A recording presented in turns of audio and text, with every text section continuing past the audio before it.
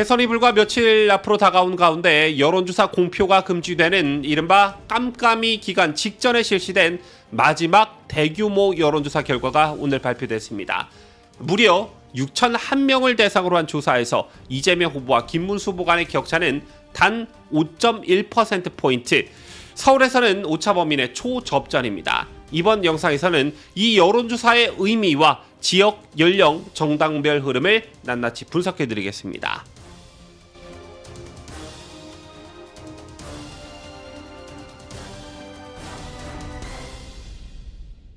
시청자 여러분 안녕하십니까? 뉴스데일리 베스트 미랭커입니다.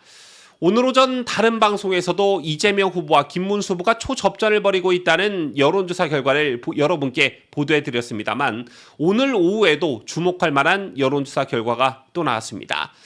지난 5월 25일부터 27일까지 사흘간 여론조사 기관 리서치 미니 뉴데일리 의뢰로 전국만 18세 이상 남녀 6,001명을 대상으로 실시한 여론조사 결과가 오늘 발표됐는데요.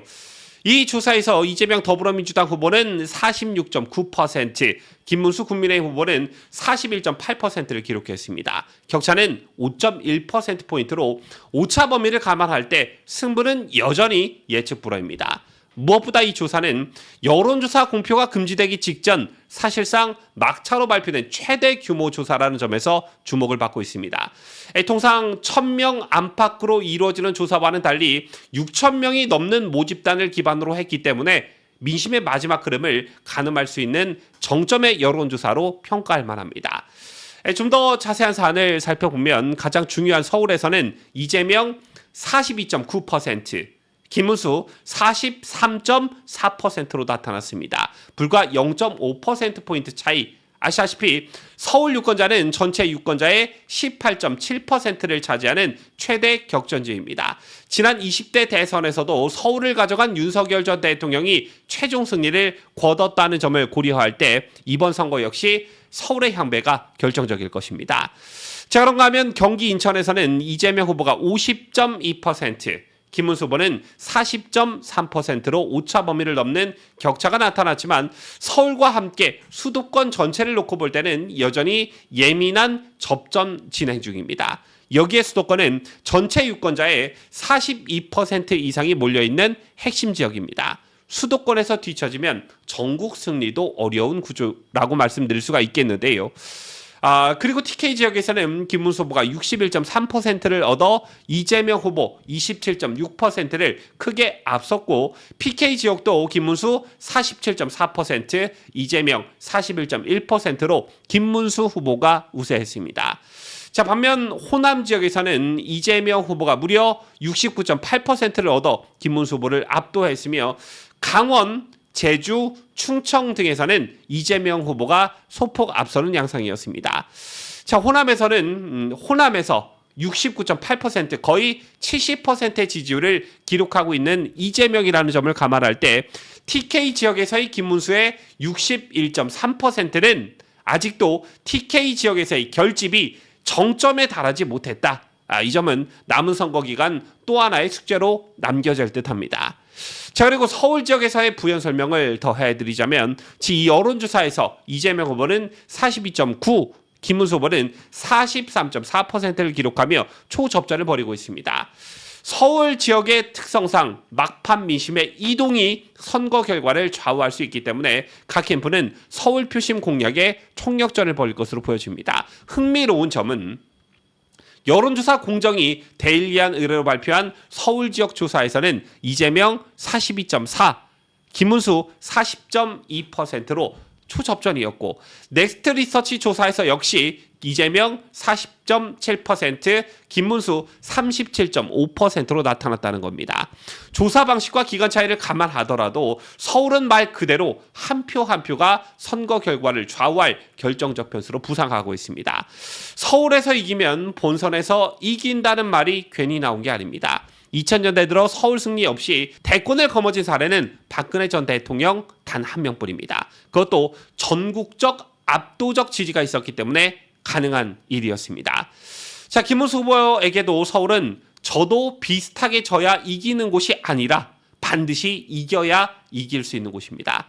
그리고 연령별로는 18세에서 50대까지는 이재명 후보가 우세했습니다. 특히 40대에서 강세를 보였고 30대에서도 김문수 후보가 고전하고 있는 모습입니다. 반면 60대와 70대 이상 고령층에서는 김문수 후보가 뚜렷한 우위를 나타내고 있습니다. 여전히 보수층의 핵심 지지 기반은 고령층에 집중돼 있다는 방식인데요. 그런데 여기엔 중요한 점이 있습니다.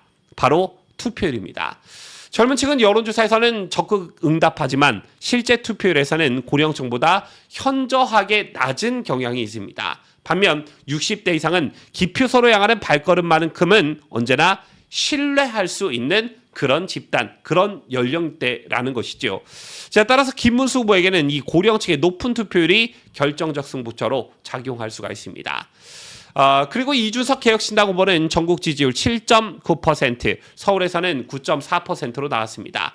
단일화가 이루어지지 않은 상태에서 이 표는 단순히 보수우파 진영 분산표로만 작용하는 것은 아닙니다. 실제로 일부 중도층과 2030 세대, 특히 이재명 후보에 대한 거부감을 가진 젊은 유권자들 사이에서 이준석 후보를 대안으로 선택하는 경향도 포착되고 있습니다. 다시 말해 이준석 후보는 김문수 후보의 표를 일부 가져가면서도 동시에 이재명 후보에게도 일정한 타격을 주고 있는 복합적 변수라고 볼 수 있습니다. 물론 사표 심리는 막판에 강하게 작용하기 마련입니다. 특히 수도권 보수 유권자들은 김문수 아니면 이재명이라는 인식을 점점 공유하게 될 것입니다. 사표는 일종의 심리 싸움입니다.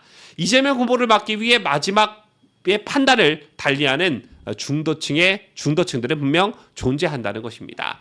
저희들이 실제 투표장에 가서 누구를 찍을지는 앞으로 남은 며칠간의 흐름이 결정할 것으로 보여집니다. 자, 그리고 마지막으로 정당 지지도는 민주당이 44.7%, 국민의힘이 39.8%로 조사됐습니다. 자, 개혁신당은 6.6, 조국혁신당은 1.5, 진보당은 0.4%였는데요. 정당 지지도에서도 김문수 후보가 속한 국민의힘은 민주당보다 5% 가까이 뒤처진 상태입니다. 이 부분은 다소 아쉬운 지점이지만 후보 본인의 경쟁력으로 상당 부분 만회하고 있다는 해석도 가능합니다. 실제로 김문수 후보는 앞서 설명해드렸다시피 수도권 중도층, 특히 서울에서의 경쟁력을 보이며 당 지지도 이상의 성과를 거두고 있습니다.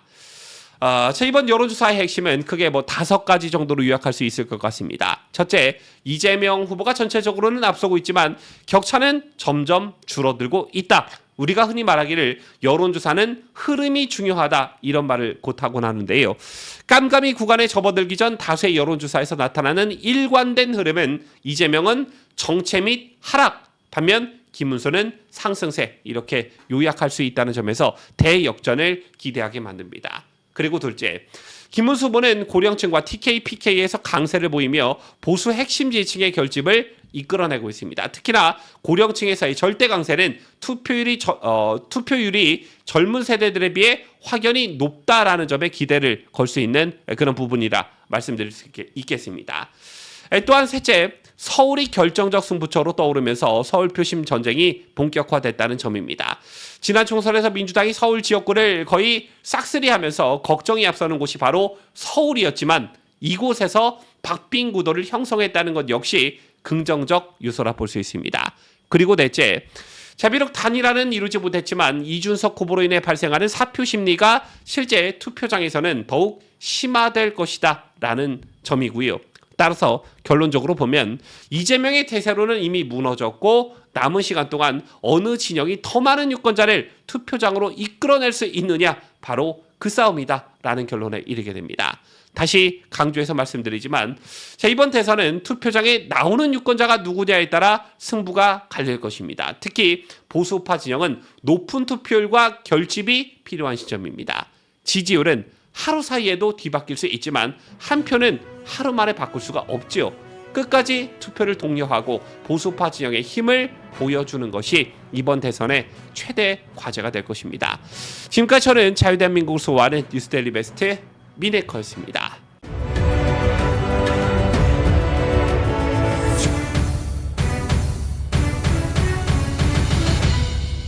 함께해요. 뉴스데일리 베스트.